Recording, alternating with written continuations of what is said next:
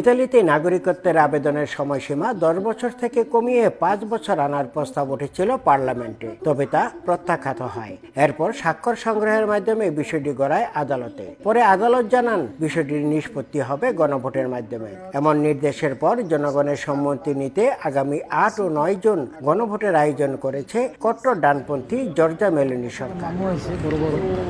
হা ভোটের পক্ষে আনুষ্ঠানিক প্রচারণা শুরু হয়েছে রাজধানী রোম থেকে। এরই মধ্যে ইতালির প্রধান বিরোধী দল ডেমোক্রেটিক পার্টি সহ বামপন্থী রাজনৈতিক দলগুলো প্রবাসীদের পক্ষ নিয়েছে।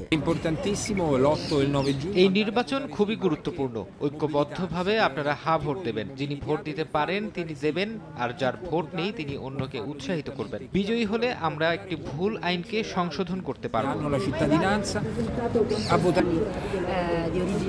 প্রবাসী বাংলাদেশিরা তাদের পরিবার নিয়ে দীর্ঘদিন ধরে ইতালিতে বসবাস করছেন, কাজ করছেন, পড়াশোনা করছেন। আমি আশা করব আপনারা সবাই ভোট দিতে যাবেন এবং হ্যাঁ ভোট দিলে 10 বছর থেকে 5 বছরের নাগরিকত্বের আবেদন করা নিশ্চিত হবে।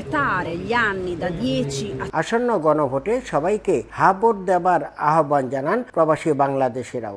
ভোটের মাধ্যমে এই হা ভোটকে জয়যুক্ত করে এদেশে বসবাসরত অসংখ্য বাংলাদেশিদেরকে স্থায়ীভাবে বসবাস করার সুযোগ দেবেন।